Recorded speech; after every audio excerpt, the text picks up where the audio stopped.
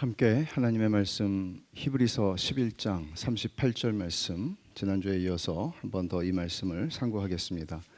히브리서 11장 38절 상반절만 읽도록 하겠습니다.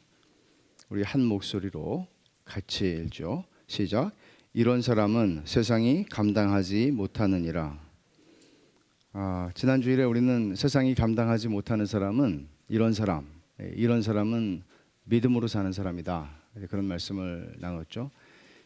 근데 그 믿음이라는 것은 세상이 감당할 만하게, 말하자면 이 세상의 질서와 이 세상의 구조 속에서 믿음을 가졌기 때문에 더 빨리 달려갈 수 있고 더 높은 곳에 이를 수 있고, 그런 말씀을 하는 것은 아닙니다. 세상이 감당하지 못한다라고 한 것은 이런 사람들은 세상이 죽여도, 또 그들을 어떤 감금을 해도, 그들을 어떻게 해도 이 사람들을 감당할 수가 없는, 이 세상에 살고 있음에도 불구하고 이 세상의 질서와 이 세상의 구조 안에 담기지 않는 그런 사람들이다 하는 것입니다. 그래서 그 믿음이 도대체 어떤 믿음인가? 그것은 특별한 믿음이 아니라 우리가 받은 동일한 보배로운 믿음입니다. 성경은 그 믿음을 이렇게 설명합니다. 첫째로 지난주에 우리가 생각했던 것이죠. 그것은 상 주심을 바라보는 믿음이다. 상을 바라보는 것이죠. 말하자면 우리는 이 세상에서 우리의 모든 상을, 우리의 모든 일과 수고와 노동의 모든 대가를 이 세상에서 다 받아 누리지 않습니다. 신자들은 내가 이 세상에서 억울한 일을 당하고 많이 수고하였으나 그 수고에 대한 대가를 제대로 받지 못했을 때조차도 하나님께서 이 모든 것을 알고 계시기 때문에 우리는 게으르거나 나태하거나, 또는 내 눈앞에 보는 사람의 눈이 있을 때만 성실할 것이 아니라 언제나 주 앞에서 살아가라 하는 것은 주님이 주실 상이 있기 때문이라고 말씀합니다. 이런 사람들을 세상은 감당하지 못합니다. 세상은 그저 내가 인정받을 수 있는 만큼 열심히 하고 뒤에서는 무슨 짓을 해도 상관이 없습니다. 말하자면 그게 이 세상에서 아무리 성실한 사람이라고 할지라도 무시하는 건 아닙니다. 예수 믿는 사람들은 아주 훌륭하고 예수 믿지 않는 사람들은 훌륭하지 않다. 우리의 훌륭함으로 하나님이 우리를 구원하신 것 아닙니다. 여기에 모여있는 우리들은 이 세상에서 하나님을 알지 못하는 사람보다 더 훌륭하기 때문에 우리가 이 자리에 있는 거 절대로 아닙니다. 이런 착각을 하지 않아야 합니다. 하나님께서 우리를 구원하신 것은 오직 은혜로 말미암아 믿음으로 우리를 구원하신 것입니다. 행위로 말미암은 것이 아니기에 그리스도인들은 자랑할 것이 없는 사람들입니다. 뿐만 아니라 우리가 빌립보서 3장에서 같이 읽은 바 이 말씀은 우리의 행위, 우리의 육체, 우리의 자랑거리들, 그 자랑거리는 이 세상 사람들이 다 자랑하는 그런 자랑거리들 말입니다. 학벌, 기타 등등 많습니다. 이런 것들을 자랑하지 않는다는 것입니다. 그래서 우리는 하늘에 하나님이 주실 상이 있다, 이거 바라보고 가는 것이다. 그럼 여러분 생각해 보십시오. 여러분 이것이 우리의 이 믿음이 우리의 동기를 만들어내고 우리의 삶의 자세와 태도를 어떻게 바꿀 수 있는가? 바꾸죠. 동기를 바꾸죠. 내가 직장에서 일을 하는 수많은 수백 명, 수천 명이 있는 직장 속에서 한 사람으로서 내가 직장에서 일을 한다고 할지라도 나는 지금 성직에 있는 겁니다. 왜냐하면 하나님이 나에게 주실 게 있기 때문이죠. 그것이 첫 번째 믿음의 본질이라고 그랬죠. 그래서 모세는 26절에서 이렇게 말합니다. 11절 26절에 애굽의 모든 보화보다 더 큰 재물로 여겼다. 뭐를요? 그리스도를 위하여 받는 수모를. 그럴 수 있다. 주님과 함께 내가 주님으로 인하여 내가 고생하고 고생하는 길을 걸어갈지라도 이게 내가 세상에서 어떤 사람이 누리는 금은 보화보다도 나는 이게 더 가치 있다고 믿는다. 믿는다라기보다는 계산한 거죠. 계산한 거죠. 그게 첫 번째 믿음의 본질이라고 그랬죠. 상 주심을 바라보는 것, 하나님이 상 주신다는 걸 바라보고 가는 것입니다. 오늘 두 번째, 세 번째 그 믿음의 본질을 살펴볼 텐데, 두 번째는 나그네로 사는 믿음이라는 것입니다. 세상이 감당할 수 없는 사람이 가지는 믿음은 나그네의 정체성을 가지고 살아가는 것입니다. 그런 믿음입니다. 11장 13절을 보시면 13절로 한번 가보시죠. 이 사람들은 다 믿음을 따라 죽었으며 약속을 받지 못하였으되 그것들을 멀리서 보고 환영하며 또 땅에서는 외국인과 나그네임을 증언하였으니. 여러분, 외국인과 나그네로 살아보신 경험이 있으십니까? 그렇게 살아보신 분들도 계시고 또 그렇게 살아보지 않은 분들은 이렇게 생각하셔도 돼요. 내가 너무나 익숙한 내 고향을 떠나서 살아가는 것이죠. 너무 다른 거예요. 말투도 다르고. 그게 바다 건너서 외국으로 가면 더 힘들겠죠. 일본에서 우리나라의 그 근대 역사의 슬픈 역사 때문에 일본으로 건너가서 살아간 사람들, 남한 국적도 아니고 북한 국적도 아니고 그 속에서 너무너무 힘들게 살아갔던 일본에 사는 한인들, 그 슬픈 역사는 이루 말할 수가 없죠. 여러분이 읽어보셨는지 모르겠지만 재미 한인인 이민진 씨가 쓴 빠친코라고 하는 책이 있습니다. 영어로 쓴 책이지만 한 40개국 이상의 언어로 번역이 되어 있습니다. 일본에 가서 살았던 한인들의 4세대의 이야기입니다. 평양신학교를 나온 한 목사가 일본으로 건너가서 겪게 되는 4세대에 걸친, 너무 우울하신 분은 그 책을 안 보시는 게 좋습니다. 우울해서 미칠 수도 있으니까. 우울한 책입니다. 그렇지만 사실 그게 일본에서 살아갔던 우리 한인들의 현실입니다. 제럴드 시처가 이런 얘기를 합니다. 초기 교회의 성도들에 대한 묘사를 이렇게 하죠. 이들은 자기 나라에서 외국인으로 산다. 시민으로서 모든 것을 공유하고 외국인으로서 모든 것을 견딘다. 모든 외국 땅이 이들의 조국이지만 모든 조국이 이들에게는 외국 땅이다. 왜 그럴까요? 오늘 우리가 읽은 이 말씀 속에서 아브라함과 그 가족의 얘기를 하면서 그들은 이 땅에서 외국인과 나그네라고 스스로를 증거했다라고 얘기를 합니다. 사도 베드로는 베드로전서를 쓰면서 거류민과 나그네 같은 너희를 권하노니 라고 말합니다. 말하자면 이것은 단순히 소아시아에 살아가던 흩어져 사는 그리스도인들을 가리키는 말이기도 하지만 동시에 영적인 비유적인 의미를 가지고 있습니다. 그리스도인은 우리가 여기에 고향이 아니고 우리의 고향은 하늘이고, 그리고 우리는 이 땅에서 여행자로 살아간다. 거류민과 나그네라고 이야기를 합니다. 오늘 본문에서는 외국인과 나그네임을 증언하였다라고 말하죠. 외국인은 말 그대로 외국인입니다. 주인이 아니라 손님이라는 말입니다. 극진한 환대를 받는 손님이라고 생각해야 할 이유는 하나도 없습니다. VIP가 아닙니다. 낯선 곳, 낯선 문화, 낯선 언어의 불편을 감수하고 사는 외국 사람을 가리키는 말입니다. 우리나라에 그런 외국 사람들 많이 살고 있죠. 그들이 얼마나 힘들지 생각해 보십시오. 또 여기 나그네라는 말이 나오죠. 나그네는 임시 거류자라는 뜻입니다. 임시 거류자라는 것은 오늘날로 생각하면 아주 짧은 단기 비자를 받고 사는 외국 사람을 생각할 수 있을 겁니다. 저는 이런 말씀을 보면 저도 외국인과 나그네로 살아본 경험이 있어서 보니까 30년 전에, 지금부터 30년 전에 저는 인도네시아에 가서 만 4년을 살았습니다. 신학교 교수 비자를 받는데 1년짜리 비자예요. 이 비자를 해마다 연장을 해야 돼요. 12개월마다 연장을 해야 되는데 어떤 때는 이 연장하는 기간이 3개월이 걸려요. 갓난애기 둘을 데리고 싱가포르에 나가서 싱가포르 한인교회 교육관에 붙어있는 그 방 하나가 있어요. 거기서 비자가 언제 나올지 계속 기다리는 거예요. 제 생각에는 돌아보면 그거는 외국인으로서 사는 중에 거류민으로 사는 경험이었어요. 미국에서 12년 동안 나그네로 살아봤습니다. 물리적 환경은 인도네시아와 비할 데가 없었지만 미국에서 외국인, 그것도 소수인종, 동양인으로 살아간다는 것은 그렇게 쉬운 일은 아닌 것 같습니다. 합법적인 비자를 갖지 않고 살아가는 소위 불법 체류자라고 여기서 말을 하지만 서류 미비자들이죠. 그들의 삶은 이루 말할 수가 없습니다. 제가 이렇게 말하는 걸 용서하십시오. 그놈의 영주권.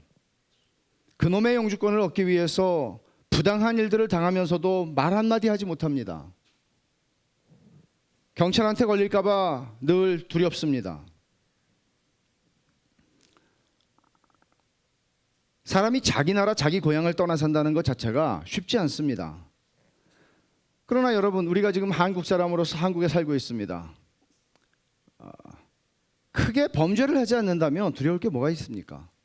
여러분은 해마다 이민국에 가서 굽실굽실하면서 비자를 연장하기 위해서 그런 경험을 하셔야 할 이유가 하나도 없습니다. 또 외국인이기 때문에 당할 수 있는 그런 각종 불이익들을 염려할 필요가 하나도 없습니다. 하지만 지금 우리나라에는 어마어마하게 외국 사람이 많습니다. 소수의 주재원들은 물론 원어민 교사, 유학생, 노동자, 그리고 최근에는 정치적인 난민들도 이제 들어오고 있습니다. 이 사람들이 외국인이고 나그네입니다. 성경은 이스라엘 백성 그들이 애굽에서 종살이를 할 때 그들이 외국인이었고 나그네와 같은 삶을 그런 처지 속에 있었기에 성경은 여기에 대해서 관심을 많이 가지고 있습니다. 그러나 오늘 이 본문은 우리 모두가 우리의 정체성이 외국인과 나그네다라고 말하는 것입니다. 이거는 사실 불편한 얘기입니다. 우리가 왜 나그네로 살아야 합니까? 집을 사면 내 이름으로 등기를 하지 않습니까? 우리는 우리의 이름으로 된 은행 계좌를 갖고 있지 않습니까? 우리는 얼마든지 내 소유와 이 땅에서 대한민국이 우리나라 아닙니까? 왜 성경이 외국인과 나그네로 아브라함과 그의 가족들이 스스로를 증언했다는 이 말씀을 통해서 뿐만 아니라 베드로 사도를 통해서 또 빌립보서 3장에서는 바울 사도를 통해서 우리의 시민권은 하늘에 있는지라. 바로 그 앞에서 바울 사도는 이렇게 말합니다. 행악하는 자들, 그들이 의지하는 것은 그들은 땅의 일을 생각하는 자들이다. 그러나 우리의 시민권은 하늘에 있다. 비교합니다. 대조합니다. 이 땅에서 밥 먹고 살지 말라는 말 아닙니다. 이 땅에서 집을 소유하지 말라는 말도 아닙니다. 이 땅에서 여러분들의 재산을 가지지 말라는 말도 아닙니다. 법정 스님이 했다고 하는 무소유를 주장하는 것도 아닙니다. 이 말씀을 우리는 어떻게 이해할 수 있습니까? 어떻게 우리는 나그네와 외국인의 정체성을 가지고 그리스도인으로서 이 땅을 살다가 우리의 고향인 하늘로 가겠습니까? 이것은 우리에게 옵션이 아닙니다. 내가 선택할 수 있는, 내 취향에 따라서 선택할 수 있는 사항이 아닙니다. 이들이 땅에서 외국인과 나그네임을 증언하였다. 아브라함과 사라와 이삭과 야곱, 그들을 말하는 것이겠죠. 그들이 그래서 어떻게 살았단 말입니까? 11장 9절을 한번 보십시오. 믿음으로 그가 이방의 땅에 있는 것 같이 약속의 땅에 거류하여 동일한 약속을 유업으로 받은 이삭 및 야곱과 더불어 장막에 거하였으니 라고 말합니다. 여기 보면 우리가 주목할 것이 두 개가 있는데 거류하였다라고 말합니다. 아브라함은 가나안이 약속의 땅이라는 것을 모르지 않았습니다. 가나안이 하나님이 약속하신 땅 맞습니다. 그러나 그 약속의 땅에서 그는 거류하여라고 말합니다. 거류하여. 이 말은 이런 뉘앙스를 가져요. 거류하여라는 이 원래 헬란 말은 더부살이를 하는 거죠. 끼어서 사는 거죠. 얹혀서 사는 거죠. 여러분, 이거는 매우 불편한 삶입니다. 얹혀서 살아보신 경험이 있으실 수도 있겠습니다. 불편합니다. 저도 얹혀서 좀 살아본 그거는 정말 불편합니다. 아마 이 말씀을 히브리서 기자가 쓰고 있을 때 이걸 생각했을 거예요. 아브라함이 사랑하는 아내 사라가 죽자 그는 사라를 이제 장사 지내야 되는데 땅이 없는 거예요. 하나님이 약속하신 땅에 왔는데 그는 땅을 단 한 평도 소유하지 못하고 살아가고 있었던 거예요. 그래서 그는 아내의 매장지를 얻기 위해서 햇사람들, 아브라함이 살고 있던 이웃들이 햇사람들이었습니다. 역사에서 히타이트 종족이라고 나오는 사람들입니다. 이 햇사람들에게 그는 이제 말을 겁니다. 뭐라고 말을 하나 하면 창세기 23장 4절을 보면 나는 당신들 중에 나그네요 거류하는 자이니 당신들 중에서 내게 매장할 소유지를 주어 내가 나의 죽은 자를 내 앞에서 내어다가 장사하게 하시오.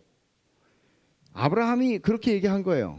그리고 그 말을 사람들은 아니에요, 당신은 거류하는 사람이 아니라 당신은 여기 주인입니다, 이렇게 말하지도 않아요. 사람들이 알고 아브라함도 아는 바예요.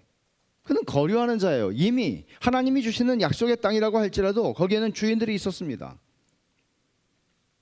아브라함은 그 속에 들어와서 살았습니다. 또 하나 우리가 주목할 만한 말씀이 있습니다. 그것은 9절 하반절에 장막에 거하였다라는 말입니다. 텐트 생활했다는 거죠. 아브라함은 프로 뭐라고 해야 되나요? 캠핑러? 캠핑을 좋아하는 사람이었습니까? 그래서 늘 텐트를 치고 살았습니까? 아니면 아브라함은 가나안에 와서 어떤 사업을 하다가 실패를 해서 다 날려버리고 장막 생활을 했다는 얘기입니까? 장막에 거하였다는 말을 왜 굳이 여기에 히브리서 기자는 믿음을 설명하는 대목에서 믿음과 유관한 것들은 쓰되 믿음과 무관한 비본질적인 것들을 쓸 이유는 없겠죠. 장막에 거했다라고 얘기를 합니다. 어떤 뜻으로 지금 이렇게 말하는 것일까? 윌리엄 레인이라고 하는 주석가는 이런 설명을 합니다. 인용하겠습니다. 그들이 장막에 거하였다는 것은 그들이 하나님의 임재가 없는 문화 속에서 영구적인 정착을 이루기를 거부했다는 것을 암시한다. 가나안은 하나님을 경외하는 사람들이 살고 있는 곳은 아니었습니다. 하나님의 임재가 없는 문화였습니다. 그곳의 문화라는 것이 그저 예쁘면 데려가는 것이 우리가 창세기에서 보는 것처럼 힘이 있는 자가, 왕이 어느 집에 있는 마음에 드는 여자가 있으면 그를 그냥 데려가면 되는 그런 문화권이었습니다. 아브라함은 그게 두려웠습니다. 그렇기 때문에 거짓말까지 한 것이죠.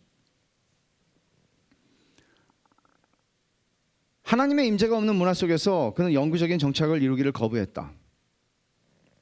약속에 딱 맞습니다.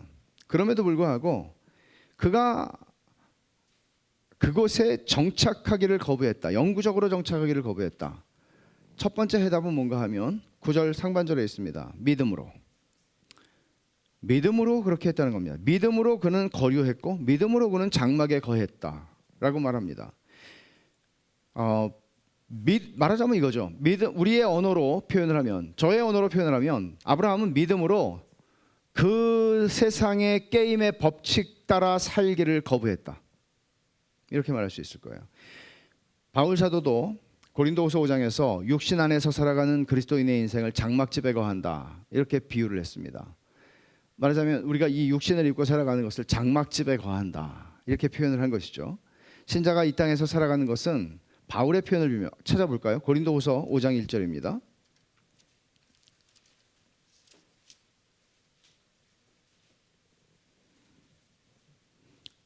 (5장 1절을) 제가 볼게요. 만일 땅에 있는 우리의 장막집이 무너지면 하나님께서 지으신 집, 그 손으로 지은 것이 아니요 하늘에 있는 영원한 집이 우리에게 있는 줄 아느니라. 그러니까 땅에 있는 우리의 장막집, 우리가 죽는 걸 얘기하는 거죠. 그런데 하늘에 있는 영원한 집이 우리에게 있는 줄 안다. 그러니까 하늘에 있는 영원한 집을 바라보고 사는 사람이 신자다, 그 얘기를 하고 있는 거죠. 근데 오늘 본문도 똑같은 얘기를 하고 있습니다. 11장 10절을 한번 다시 돌아가 보십시오. 이는 그가 하나님이 계획하시고 지으실 터가 있는 성을 바랐음이라. 왜 그가 거류하였고 장막에 거하였는가? 첫째, 믿음으로 그렇게 했다. 둘째, 10절입니다. 그가 하나님이 계획하시고 지으실 터가 있는 성을 바라보았기 때문이다. 그에게는 그가 바라보는 성이 있었다는 거죠. 나 여기 영원히 사는 거 아니야, 나는 바라보는 곳이 있어, 갈 곳이 있어 라고 말했다는 겁니다. 그가 기대했던 성을 12장 28절을 한번 가보십시오. 히브리서 12장 28절을 보시면 이렇게 설명합니다. 그러므로 우리가 흔들리지 않는 나라를 받았은즉 은혜를 받자. 이로 말미암아 경건함과 두려움으로 하나님을 기쁘시게 섬길지니. 흔들리지 않는 나라를 받았다라고 표현을 합니다. 이것은 요한계시록에서 사도 요한이 보았던 하늘에서 내려오는 거룩한 성 예루살렘과 같은 것입니다. 여러분, 세상에는 흔들리지 않는 게 어디 있습니까? 세상에 흔들리지 않는 게 어디 있어요? 왕좌도 흔들리고 왕도 죽고 한 시대를 호령했던 제국의 역사들을 봐도 제국의 흥망성쇠라는 책들이 있듯이 망하지 않은 나라는 하나도 없습니다. 세상의 모든 것들은 다 망하고 흔들리는 것들 뿐입니다. 그러나 성경은 뭐라고 얘기하나 하면 흔들리지 않는 나라가 있다. 망하지 않는 나라가 있다. 영구적인 나라가 있다. 하나님이 계획하시고 지으실 터가 있는 성을 이 12장에서는 히브리서 12장에서는 흔들리지 않는 나라라고 얘기를 하는 것이죠. 말하자면 아브라함에게는 이 하나님이 지으시고 계획하신 그 터가 있는 것을 보았기 때문에, 알았기 때문에, 그걸 바라봤기 때문에 그는 이 세상을 가나안이 약속의 땅인 걸 알았음에도 불구하고 그는 장막집에 살았다는 얘기를 하고 있는 것이죠. 말하자면 그는 장막에 살기로 결정함으로써 자신의 나그네의 정체성을 자신을 둘러싸고 있는 사람들 앞에 보여주었다는 얘기를 하는 것입니다. 이 믿음의 본질입니다. 이 믿음은 신자들로 하여금 이 세상을 어떤 정체성, 어떤 신분, 어떤 의식을 가지고 살게 하는가 하면 나는 나그네다. 이 인식을 가지고 살게 합니다.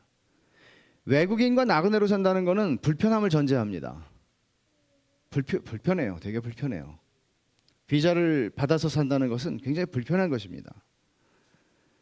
하지만 이 불편이라는 게 불편해도 괜찮아, 그렇게 얘기하는 사람들도 있기는 합니다만은 불편하다는 게 진짜 싫은 거거든요.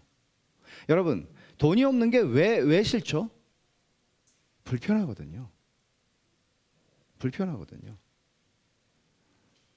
불편하다는 것은 굉장히 힘든 것입니다. 우리는 본성적으로 불편한 걸 좋아하지 않습니다.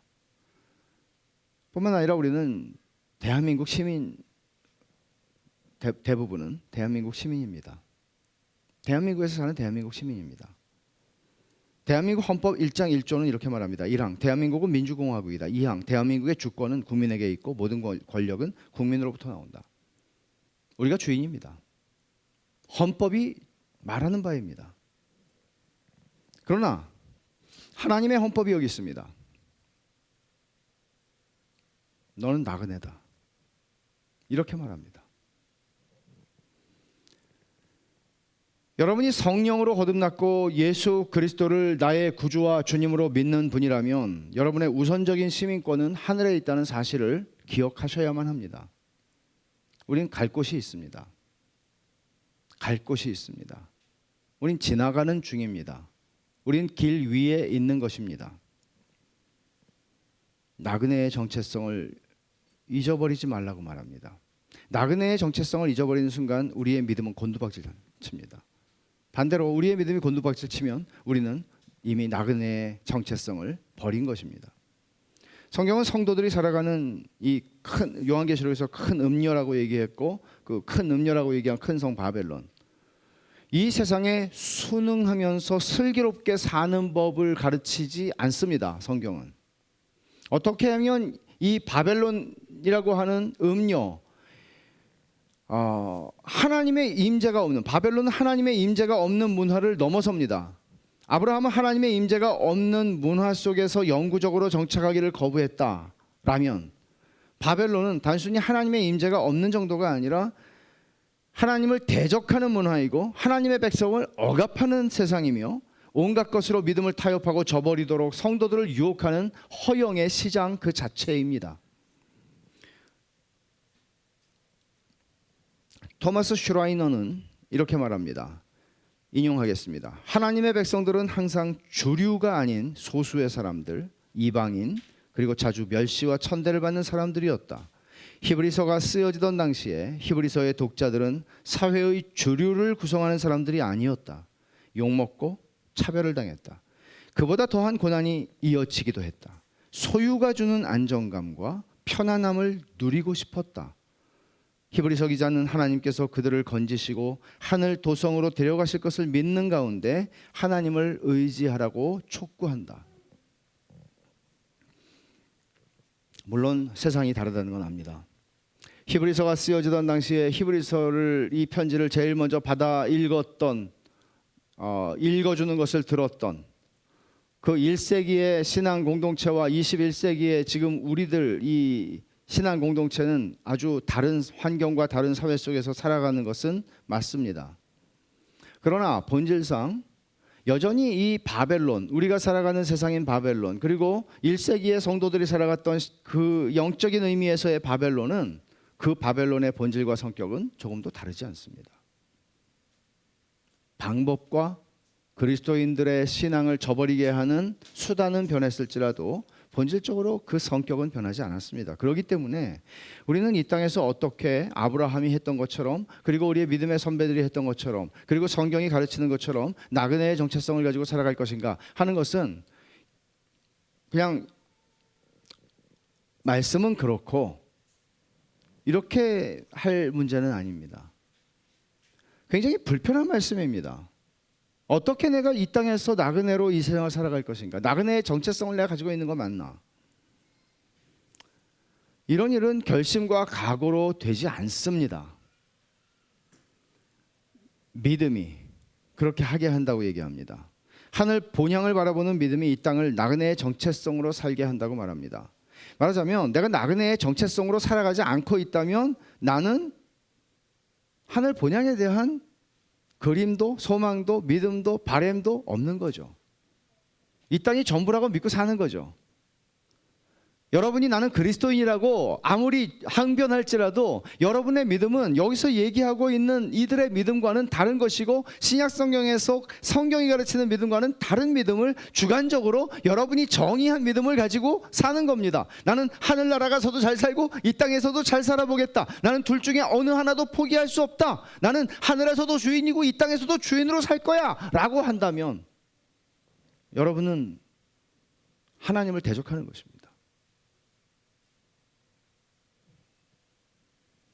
우리는 우리의 입맛에 맞게 취사 선택해서 하나님의 말씀을 받아들일 수 있는 자격도 권리도 없습니다. 신자들은 이 땅에서 믿음, 외국인과 나그네로 사는 사람들이다. 성경은 그렇게 말합니다. 그래서 그것은 우리가 살아가는 삶의 방식은 우리의 믿음을 증언합니다. 오늘날 한국 교회가 이 사회로부터 많은 비난과 조롱과 멸시를 받는 이유는 우리의 삶은 그들의 삶과 조금도 다르지 않으면서 말로 많은 것들을 말했기 때문입니다. 설득력이 없죠. 그러나 아브라함은 삶의 방식을 통해서, 장막에 사는 삶의 방식을 선택함으로써 나에게는 기다리는 곳이 있다. 10절에서 말하는 것처럼 나는 바라보는 것이 있다. 나에게는 하늘에 하나님이 지으신 터가 있는 성을 나는 바라보고 산다. 이 얘기를 말이 아니라 삶의 방식을 통해서 계속해서 증언하고 있었던 것입니다. 나그네로 살아가는 삶의 방식이 그리스도인의 선택사항이 아니고 믿음의 본질이다. 그렇게 본문은 얘기합니다. 신자는 내가 나그네의 정체성을 가지고 산다. 이걸 여러분 오해하지 마십시오. 함부로 쉽게 생각하지 마십시오. 나는 지금 나그네의 정체성으로 사는데 당신은 나그네의 정체성이 아니군요 라고 할 수 있는 외적 증거들로 사람을 판단할 생각하지 마십시오. 분명한 것은 나그네의 정체성은 우리의 증언을 설득력 있게 한다는 것입니다. 세 번째로, 세상이 감당할 수 없는 사람의 믿음의 본질은 고난 중에도 하나님을 의지한다는 것입니다. 이 믿음의 요소를 모세의 부모 아므람과 요게벳에게서도 볼 수 있어요. 애굽의 바로가 남자애를 낳으면 다 죽여라 그러는데 애굽의 바로 왕보다 하나님을 두려워했기 때문에 아이를 기르죠. 또는 모세 자신에게서도 볼 수 있고 라합에게서도 볼 수 있어요. 이 히브리서에 나와 있는 많은 인물들이 있지 않습니까? 그런데 저는 오늘 여러분들을 11장 32절부터 40절에 기록되어 있는 무명의 사람들에게로 인도하고 싶습니다. 32절부터 이게 사실 32절부터 40절이 절정이에요. 이 말씀을 제가 좀 33절부터 38절까지만 읽어보겠습니다. 여러분 따라오십시오. 그들은 믿음으로 나라들을 이기기도 하며 의를 행하기도 하며 약속을 받기도 하며 사자들의 입을 막기도 하며 불의 세력을 멸하기도 하며 칼날을 피하기도 하며 연약함 가운데에서 강하게 되기도 하며 전쟁에 용감하게 되어 이방 사람들의 진을 물리치기도 하며 여자들은 자기의 죽은 자들을 부활로 받아들이기도 하며 또 어떤 이들은 더 좋은 부활을 얻고자 하여 심한 고문을 받되 구차하게 풀려나기를 원하지 아니하였으며 또 어떤 이들은 조롱과 채찍질 뿐 아니라 결박과 옥에 갇히는 시련도 받았으며 돌로 치는 것과 톱으로 켜는 것과 시험과 칼로 죽임을 당하고 양과 염소의 가죽을 입고 유리하여 궁핍과 환난과 학대를 받았으니 이런 사람은 세상이 감당하지 못하느니라. 그들이 광야와 산과 동굴과 토굴에 유리하였느니라. 이름을 열거하지 않습니다. 그러나 32절에서 말한 것처럼 내가 이 사람들의 이름을 다 열거하려면 시간이 부족하리로다 라고 그는 말했습니다. 사자들의 입을 막았다. 33절에 페르시아 제국에서 죽음을 불사하고 자신의 기도 시간과 기도의 방식을 타협하지 않았던 다니엘을, 그리고 그 일로 말미암아 사자굴에 들어가게 된 다니엘을 생각하게 만드는 말씀입니다.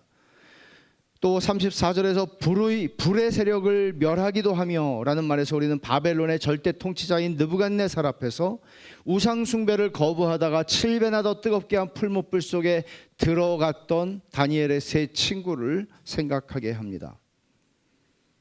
어떤 이들은 더 좋은 부활을 얻고자 하여 심한 고문을 받되 구차히 풀려나기를 원치 아니하였으며, 35절에 하는 이 말씀은 어떻습니까? 감금과 고문으로부터 자유롭게 풀려나기 위해서 하나님을 등지기를 거부했다는 말입니다. 이것은 사도들의 삶이기도 했습니다. 교회 역사 속에 수많은 믿음의 선배들의 이야기입니다. 아마 이 편지를 처음으로 듣고 있는 이 유대 공동체, 유대인들의 기독교 공동체는 이거는 자기의 가족들, 자기 친구들 혹은 자기들의 이야기로 이것은 들려졌을 것이 분명합니다. 이게 다가 아니죠. 36절과 37절은 조롱과 채찍질뿐 아니라 결박과 옥에 갇히는 시련도 받았고 돌로 치는 것, 톱으로 켜는 것, 시험, 칼로 죽임을 당하고 양과 염소의 가죽을 입고 유리하고 궁핍과 환난과 학대를 받았다. 유대 전승에 의하면 여기 톱으로 켜서 죽임을 당한 사람은 선지자 이사야였습니다. 믿음으로 살았던 사람들을 생각하면, 그들의 이야기를 생각하면서 그들의 이야기를 이렇게 들려주던 히브리서 기자는 더 이상 참지 못하고 가슴으로부터 탄성을 지릅니다. 그게 바로 이 말씀이죠. 오늘 우리 본문. 이런 사람은 세상에 감당하지 못하느니라. 이런 사람을 세상이 어떻게 감당해요? 불 속에 집어넣어도 말을 듣지 않아요. 고문을 해도 듣지 않아요. 재산을 다 빼앗아도 죽여도 어떻게 해도 말을 듣지 않아요. 이런 사람을 어떻게 이길 수 있겠어요? 다시 한번 토마스 슈라이너의 말을 인용합니다.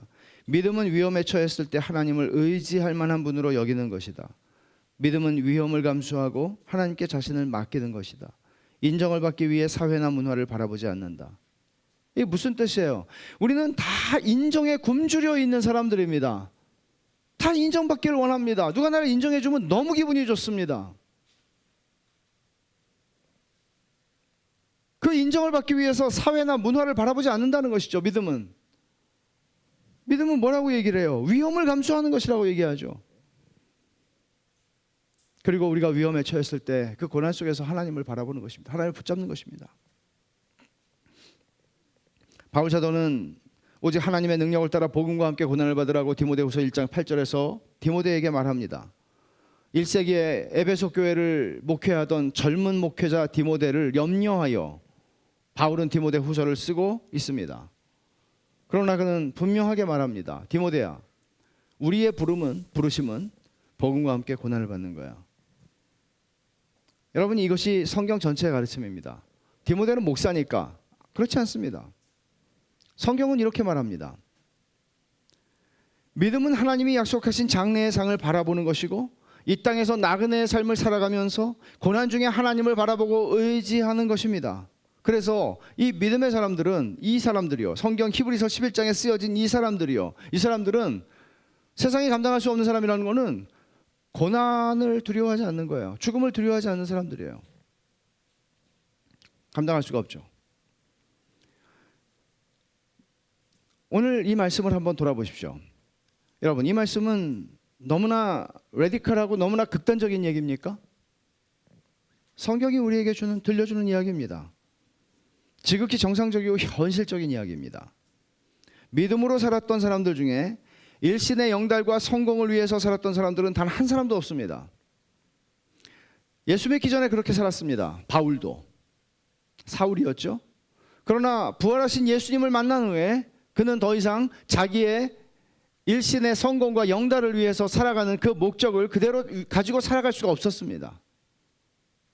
예수님을 만난 뒤에는 다 그렇습니다.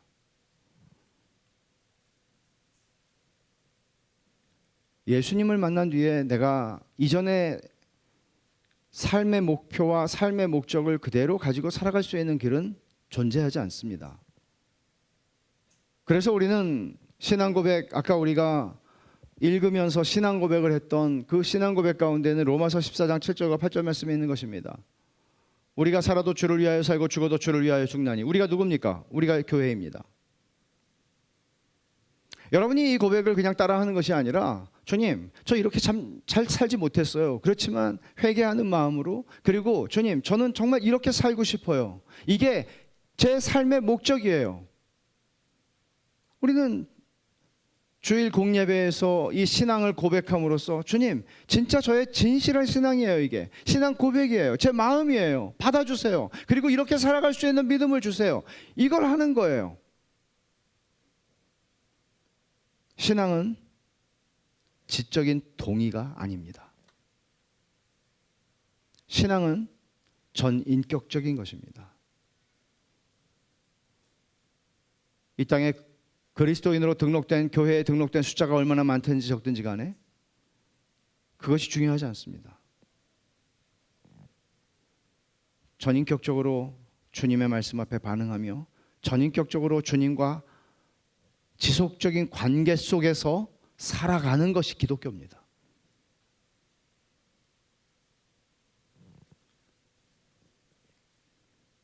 그리스도와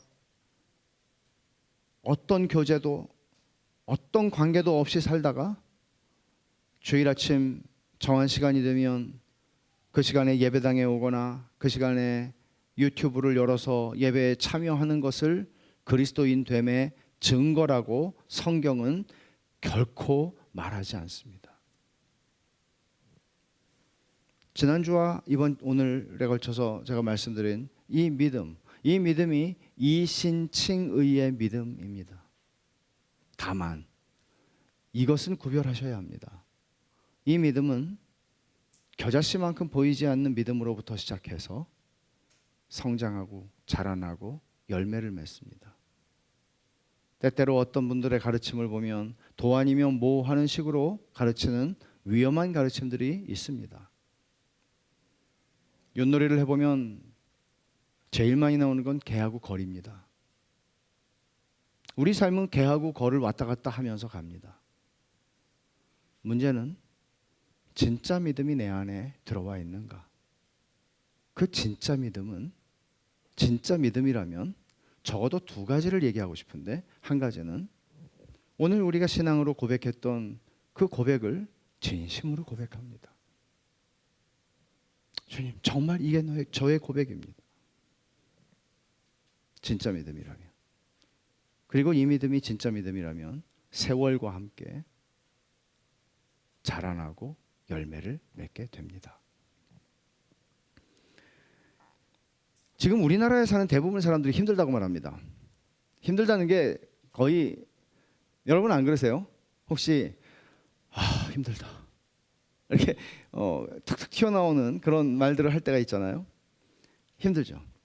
게다가 우리 힘듦의 상황은 다 달라요. 다른데 또 2년째 지속되는 코로나 팬데믹도 힘든데 더 힘들게 만들죠. 온 세상을. 우리 사회의 모든 세대가 다 힘들겠지만 저는 특별히 청년들 세대, 소위 MZ 세대라고 얘기하는 그 청년들 세대, 저의 청년 시절을 생각해 보면 지금 청년들을 보면 참 안 됐다. 중고등학교 시절을 비교해봐도 그렇습니다. 너무 참 답이 없다. 그런 생각을 합니다. 소위 N4 세대라고 하는 이 말은 젊은 세대들이 가지고 있는 절망을 표현하는 말이죠. 3포, 5포, 7포 그러다가 이제 N4가 됐죠. 무엇을 그렇게 많이 포기해야 했나요? 그들은 포기하고 살아야 하나요? 연애를 포기하고 결혼을 포기하고 출산도 포기합니다. 여건이 안 되는 것이죠. 그 다음엔 집과 경력을 넘어 희망과 취미와 인간관계로까지 포기해야 할 영역들이 확대됩니다.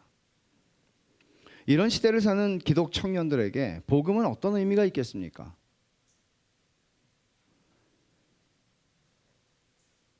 청년들만이 아니라 우리 모두에게, 어렵고 힘든 시기를 살아가는 우리 모두에게 누가 더 힘든가? 1세기, 2세기, 3세기를 살았던 초기 교회 성도들이 힘든가 우리가 힘든가를 비교할 수는 없습니다. 기준점이 다르니까요. 그러나 이런 힘든 사회 속에서 살아가는 그리스도인들에게 복음은 뭡니까? 일반적인 말로 저는 물었습니다. 다시 고쳐서 말하겠습니다. 당신 자신에게 복음은 뭡니까? 죽어서 천국 가는 겁니까 그냥? 나는 믿었으니까 이제는 이 세상에서 내 마음대로 어떻게 해서든 살든지 살면 되는 겁니까? 복음은 뭡니까?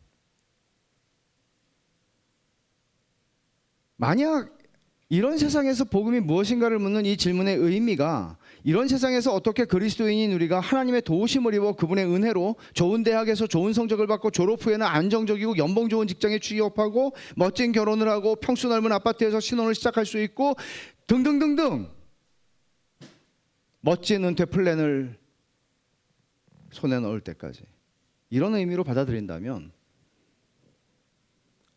성경은 아무것도 답하지 않습니다. 이렇게 답하죠. 그들은 땅의 일을 생각하는 자라.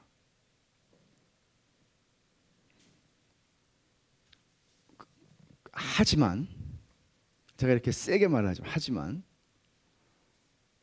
현실적으로 우리는 이런 문제들을 가지고 하나님 앞에 나아가지 않습니까? 좀 취업을 위해서, 또 대학 진학을 위해서 아이들, 또는 좀 더 수입이 많아지지 않으면 우리가 살기가 어렵기 때문에 그런 수입을 좀 하나님께서 주시도록. 사실은 이런 질문들 주님께서 우리가 일용할 양식을 달라고 말하는 소위 우리가 이 세상에 살아가면서 필요한 것들을 주 앞에 구할 때 주님께서 번개를 치지는 않았습니다. 그러시죠? 우리의 약함을 주께서 아십니다. 주님이 약하심으로 이 땅을 사셨던 분입니다. 우리의 모든 것들을 경험적으로 아셨던 분입니다. 그러나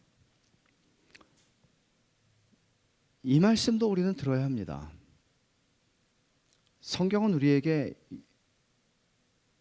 이 하나님께서 예수 그리스도를 이 땅에 보내어 우리를 구속하신 삶이 여기에 있다고 얘기합니다. 그 삶을 우리는 무수히 타협하면서 살아가기 쉽습니다.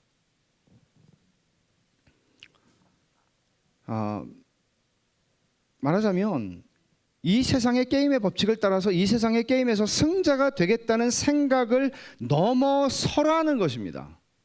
왜냐하면 예수 그리스도의 구속은 우리를 이 세상의 경쟁과 치열한 다툼과 전쟁이라고 하는 이 세상의 게임의 법칙으로부터 우리를 구속하시는 것이기 때문에 우리는 더 이상 이 세상의 법칙에서 내가 너를 누르고 내가 너를 짓밟고 내가 이길 거야, 내가 승자가 될 거야, 내가 살아남을 거야 라고 하는 그런 삶을 벗어난단 말이에요. 그 주님께서 말씀하신 것 아니에요? 어떻게 오리를 가자 하는 자에게 심리를 가질 수 있습니까? 어떻게 겉옷을 달라는 자에게 속옷을 내어줄 수 있습니까? 어떻게 오른뺨을 치는 자에게 왼뺨을 돌려댈 수 있겠습니까? 어떻게 이웃을 내 몸처럼 사랑하겠습니까?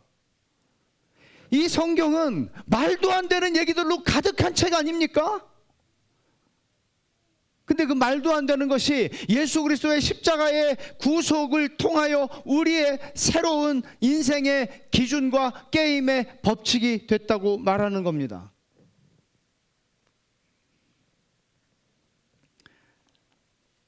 복음은 우리에게 좋은 대학, 원하는 성적, 꿈의 직장, 가정을 선물로 주겠다 약속하지 않습니다. 그러나 이런 것과 비교할 수 없는 영원히 흔들리지 않는 나라를 주겠다고 약속합니다. 그러니까 중요한 건 이거예요. 다시 돌아가 보세요. 천상의 시각이죠. 이걸 볼 수 있는 눈이 열리지 않으면 어떻게 보이는 게 없는데 우리가 이 세상에 목매지 않겠습니까? 이 세상과 비교도 할 수 없는 너무나 영광스럽고 빛나고 찬란한 하나님이 내게 주실 상이 있는 것을 바라보는데 어떻게 이 세상에 목을 매지 않겠냐고요. 어떻게 애굽에서 누리는 금은 보화가 예수 그리스도를 위하여 받는 수모보다 더 무가치할 수가 있겠습니까? 말도 안 되는 얘기죠.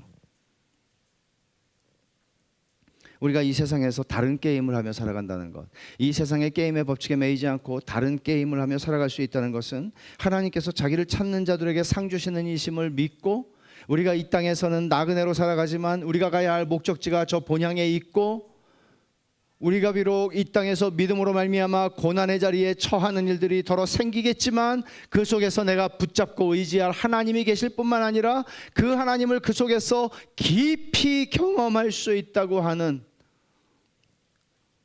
초막이나 궁궐이나 그 어디나 하늘나라라고 고백할 수 있는 이 기막힌 은혜를 경험하게 한다는 것, 이걸 알기에 그 길을 가는 것입니다. 우리가 이 세상에서 나그네의 삶의 방식으로 살아감으로써 하늘의 본향을 찾는 사람이라는 것을 세상 앞에 증거하는 것입니다. 그리스도인은 이 세상에서 편안해지는 것과 나그네 되는 것 사이에 실존적인 긴장 속에서 살아갑니다. 그 긴장이 있습니다. 이것을 여러분 그냥 마치 칼로 두부 자르듯이 딱 잘라서 할 수 있는 그런 것이 아니라 우리의 삶 속에서는 이 긴장이 있어요. 편안하게 살고자 하는 것, 그리고 순례자로 살고자 하는 것, 철로역정, 존 버년의 철로역정이 우리가 순례자라는 사실을 기가 막히게 보여주었던 것처럼 우리에게는 그렇지만 또 잠자고 싶은 이런 것들이 늘 있습니다. 이 실존적인 긴장 속에서 우린 살아갑니다. 2세기에 초대교회 때죠. 2세기에 익명으로 쓰여진 문서인 디오그네투스에게 보낸 편지에 이런 말이 있습니다. 그리스도인들은 저마다의 나라들에서 살지만 다 자기 나라에서 살지만 단지 거주 외국인으로서 살아가는 것 같다. 그렇게 보이는 거예요. 외국인처럼 사는 거예요. 제럴드 시처의 말을 제가 다시 한번 이용할게요. 아까 읽어드린 거.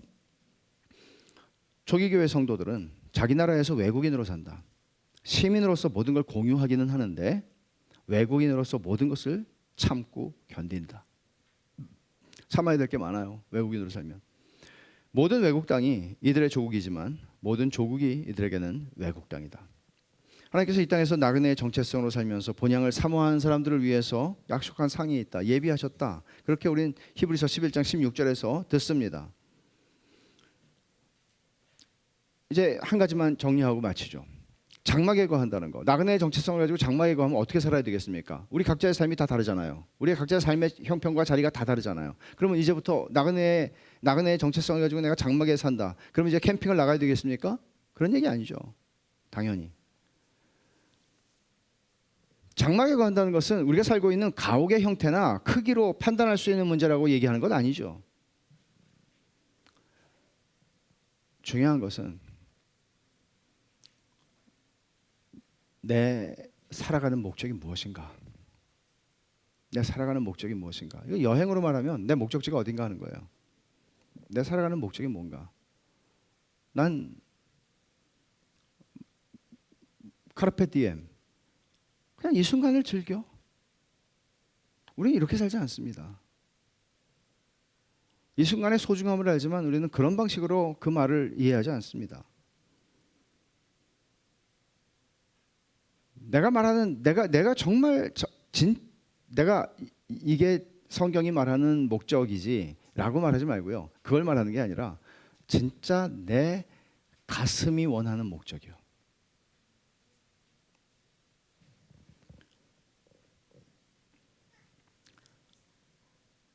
지금 여러분이 삶에서 어떤 목적을 위하여 사는가 하는 것이 이 모든 것을 결정합니다.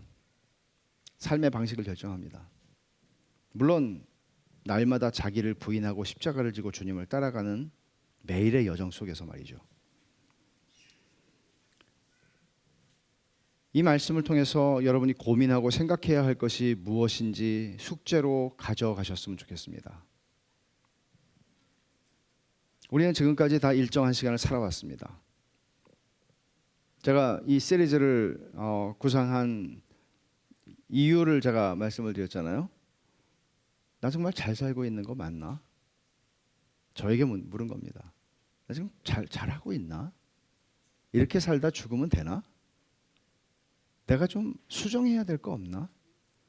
주님의 말씀을 진리라고 믿고 그게 진짜라고 믿는데 뭔가 걸리는 것들이 있어 보이거든요. 저의 삶에. 무슨 저만이 아니라 우리 모두의 이게 그렇지 않겠습니까? 내가 무엇을 위해 사는가? 그리고 주님의 이 말씀들, 1년의 이 시리즈의 이 말씀들은 나에게 어떻게 살라고 말하는 것인가? 그것을 나는 어떻게 그 나그네의 정체성을 내 삶 속에 가지고 살아갈 수 있을 것인가? 이런 고민과 생각들을 여러분들이 하는 가운데 여러분들이 무엇을 주님께 기도해야 할지 그 기도의 제목을 얻으실 수 있으면 좋겠습니다.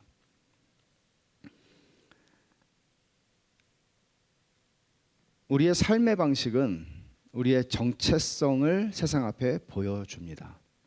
중요합니다. 그래서 이 말씀들을 이제 다 마치면서 11장을 마치면서 바울 사도는 적용을 하는 게 12장으로 가는데요. 옛날 얘기들 한 거잖아요. 12장 2절을 한번 보세요. 마치기 전에 우리 이 말씀 한번 봅시다.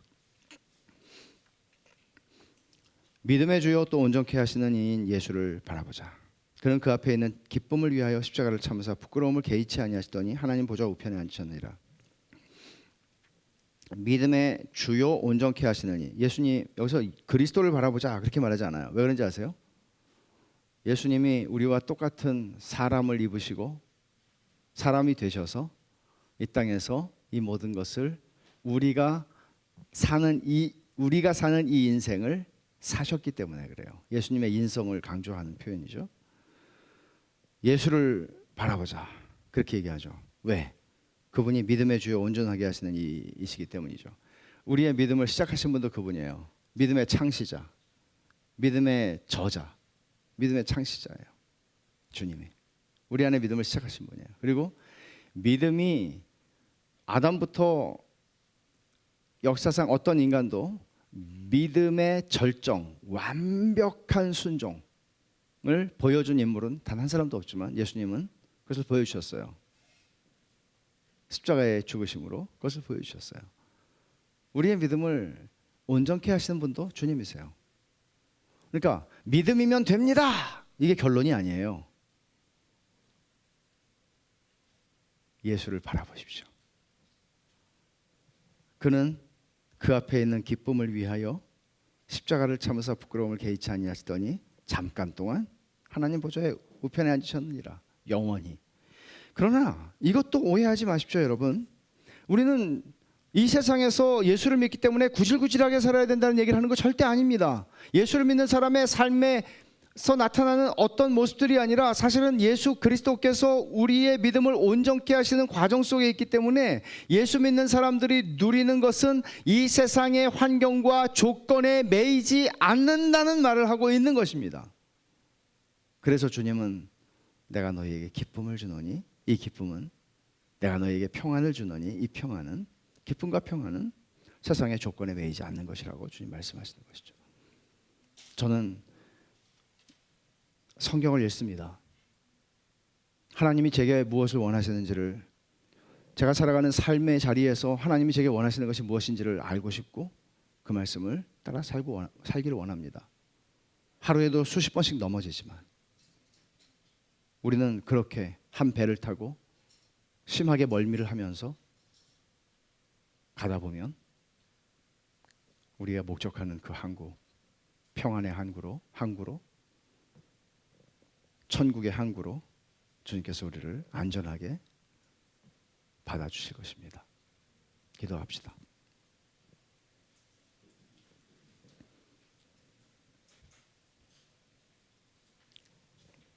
여러분, 이 시간에 우리 잠깐 같이 한번 이 말씀을 한번 생각해 보십시오. 개인적으로 생각해 보시면서 주님은 주님이 우리의 믿음을 시작하셨고 주님이 우리의 믿음을 온전케 하시는 분이십니다. 우리는 주님께 믿음을 구합니다. 그리고 이 눈에 보이다가 없어지는 안개같이 잠깐 있다가 없어지는 인생이라고 하는 것, 성경은 그렇게 말하죠.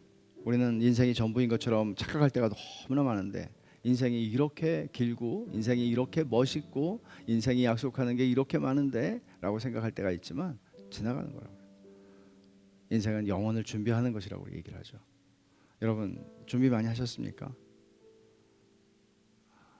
우리의 행위로 구원을 얻는다는 말 절대 아닙니다. 하나님께서 우리에게 주신 십자가에 피 묻은 복음의 대가로 우리에게 주신 이 구속의 은혜를 이 땅에서 우리는 충분히 누리고 살아가는가? 여러분, 예수 잘 믿고 싶으시죠? 저도 그렇습니다. 예수 잘 믿고 싶습니다. 건성으로 믿다가 대충 믿고 싶지 않습니다. 잘 믿고 싶은데 주님이 그런 믿음을 우리에게 주셨으면 좋겠습니다. 같이 우리 기도하십시다. 정말 중요한 건 이거예요. 솔직해지는 거죠. 솔직해지는 거죠. 여러분, 이럴 수도 있어요. 주님, 두렵습니다. 이렇게 살 자신이 없습니다. 하지만 살고 싶습니다. 주님, 저는 아직 그런 믿음이 전혀 없습니다. 하지만 정말 주님이 저를 구원하시고 저에게 믿음을 주시면 저 그렇게 살고 영원한 천국에서 그 영광을 누리기 원합니다. 기도할 수 있습니다. 기도하십시다. 하나님 아버지, 감사합니다.